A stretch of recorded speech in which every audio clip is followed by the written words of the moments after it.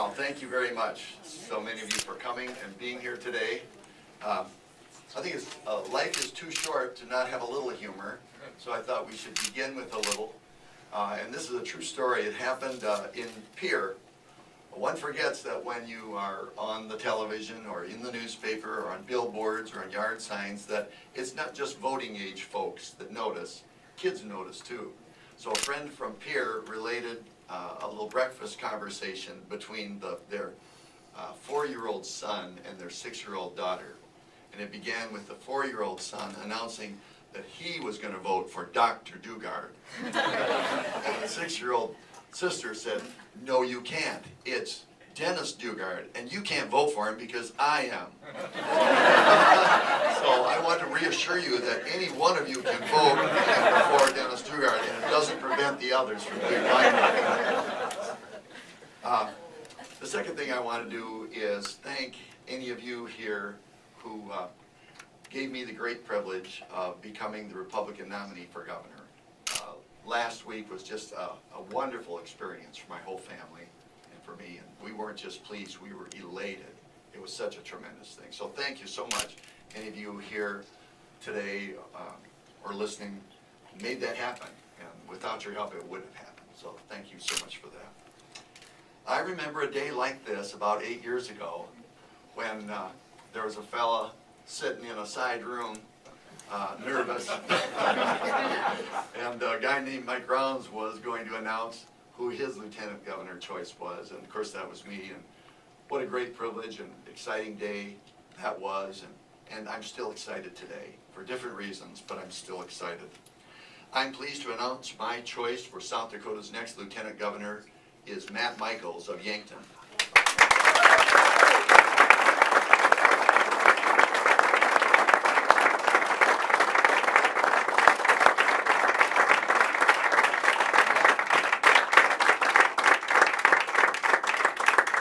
I first met Matt when he was elected to the state legislature, and I was a senator and he was a House member, and we served on some committees together. We got to know each other. I came to see him also in another way when he became Speaker of the House, as I was Lieutenant Governor, and we presided over our respective bodies. And I also saw him as a legislative leader in negotiating roles, in debating roles, and I came to appreciate his intelligence, his emotional maturity, and his values. People ask, how do you decide who you want to be your running mate? And really there's only one criteria that should be used, and that is if I am elected, if I am fortunate enough to be elected and something would happen to me, who would I want to become governor in my place? That is the only criteria one should use, and that is the criteria I used. I know that man is Matt Michels. Please join me in welcoming Matt Michels.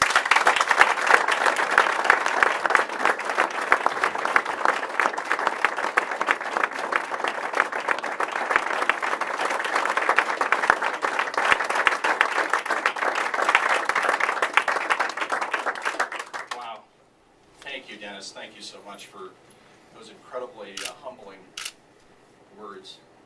It's over the top. It is an incredible honor. I was that nervous guy right there. and I still am. All I could think of is in that family story when we were first elected to the legislature. A week later we came home. I came home for lunch from work, and our son Colin, who is over here, was laughing, and he was looking at an envelope that had come from the Legislative Research Council, and he says, "Ha ha, Dad, it says honorable." How about horrible?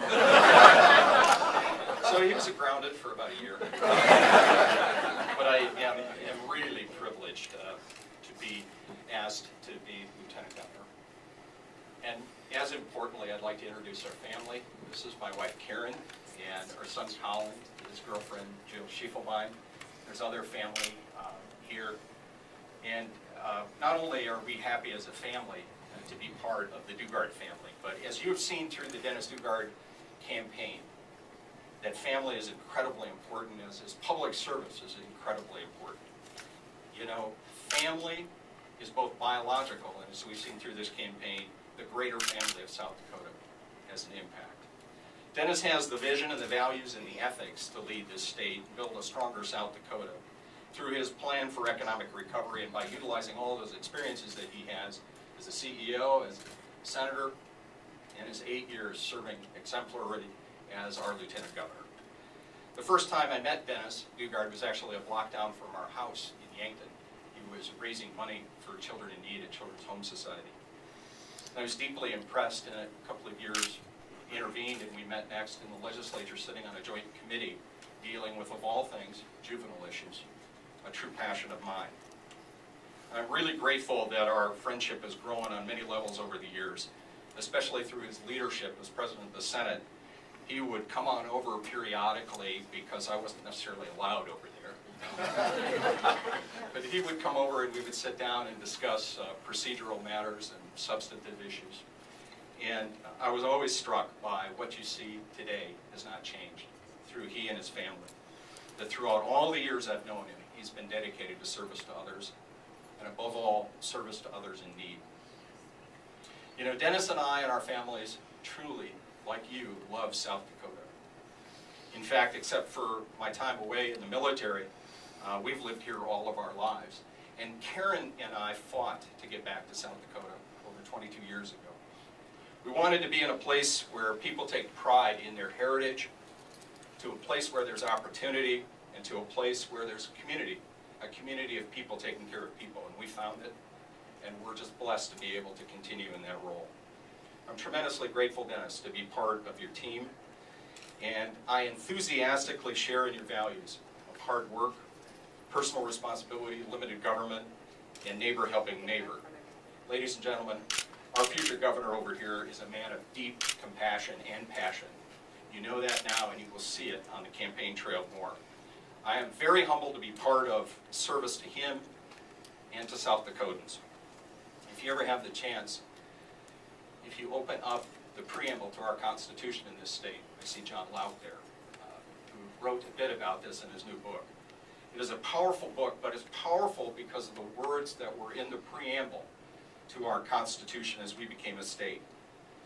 We, the people of South Dakota, grateful to Almighty God and for our civil and religious liberties in order to form a more perfect and independent government, establish justice, ensure tranquility, provide for common defense, promote the general welfare, and preserve to ourselves and our posterity the blessings of liberty. I give great thanks to those founders who fought for our system of self-governance, preserving the blessings of liberty so that we could be here today, supporting liberty and freedom in this role. But I especially give thanks to those in military service who in the past and currently serve, and those especially who have given the ultimate sacrifice so that we can be free. Our family and I look forward to joining all of you in this campaign across the state, and we especially look forward to running with and for you, Dennis. You will be a great governor. Thank you.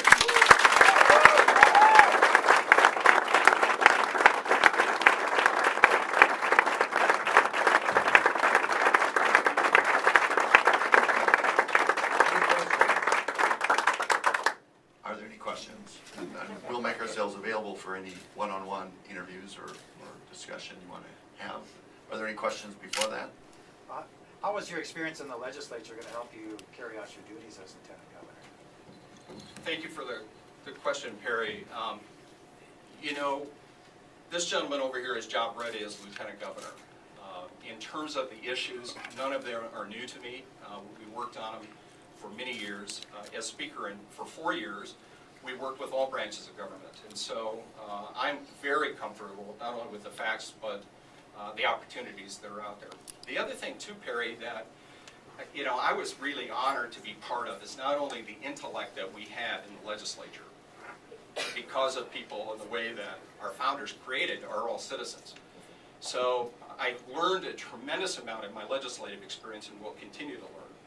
But there are things that when I got to meet with other speakers that I learned, and I see Dennis has mentioned the same thing from when he was a lieutenant governor.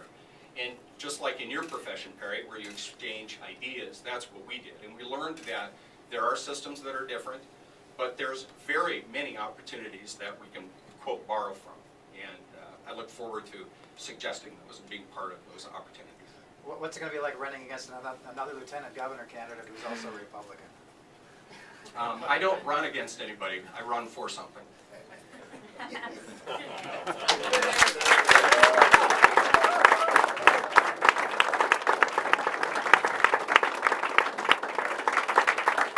This is a big microphone.